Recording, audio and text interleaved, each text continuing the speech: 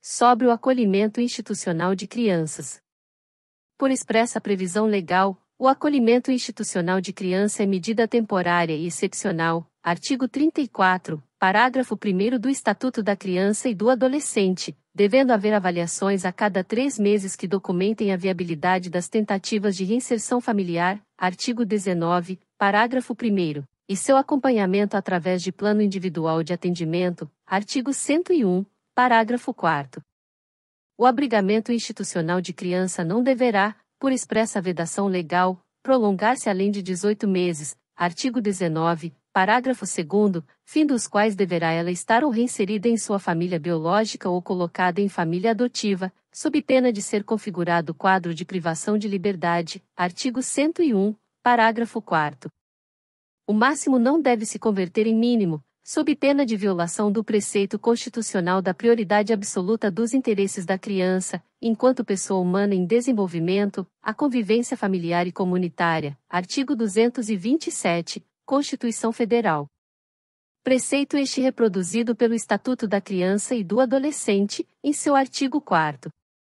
A privação de liberdade se constitui em pena aplicável aos crimes mais graves contra a sociedade e não medida que vise dar solução à ausência de políticas públicas de proteção e amparo às famílias em situação de vulnerabilidade social. Crianças, seres humanos em desenvolvimento, necessitam estar em família para que possam se desenvolver segundo suas potencialidades e atingirem a maioridade seguras e autônomas.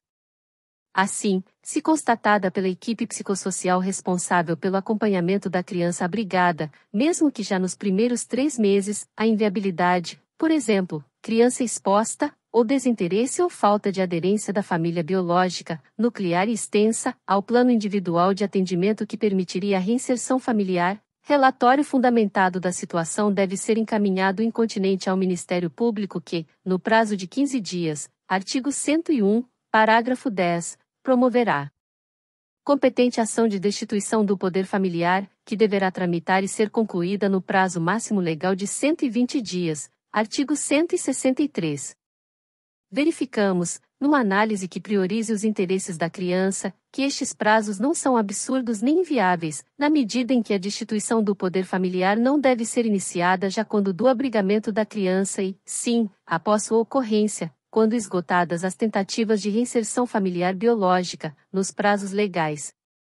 Ou seja, abrigada a criança, frustradas as tentativas no prazo máximo de 18 meses de reinserção familiar, emitido o competente relatório psicossocial, proporá ao Ministério Público a ação de destituição do poder familiar que, neste cenário, poderá realisticamente se findar no prazo legal de 120 dias. Todavia, o provimento 36 de 2014 do CNJ fixou o prazo máximo para início e fim das ações de destituição do poder familiar e adoção, em 1 ano. Isso porque a maioria das comarcas do país não possuem vara especializada na infância e juventude, não raro sendo esta acumulada indevidamente com a vara criminal.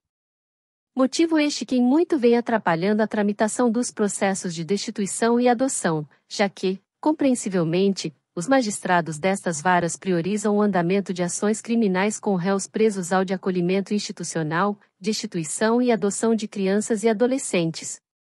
Mas, se tivermos em mente que o abrigamento além do limite legal de 18 meses implica em privação de liberdade da criança abrigada, os juízes das varas criminais que cumulam a infância e juventude deverão compreender a necessidade de priorização da tramitação dessas ações.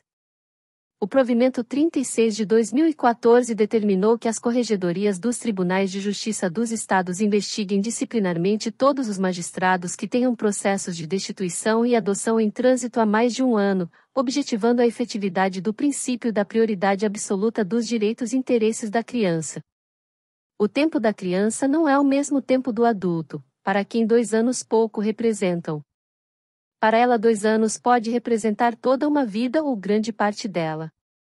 A institucionalização de crianças é extremamente prejudicial do ponto de vista da sua saúde mental, já que os primeiros anos são exatamente aqueles que demandam as figuras parentais como principais objetos transacionais através dos quais o mundo será descoberto, explorado e compreendido por elas.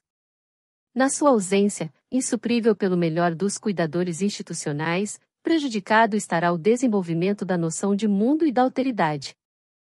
Sendo a criança sujeito de direitos merecedores de prioridade absoluta e proteção integral, o descumprimento das normas legais acima descritas implica na necessária responsabilização dos órgãos públicos por ela responsáveis.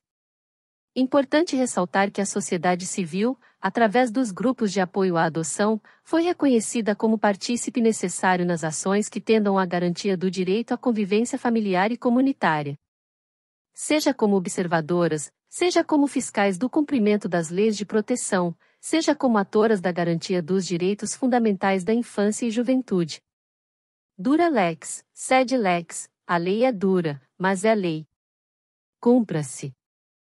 Se gostou, curta, compartilhe e se inscreva no canal.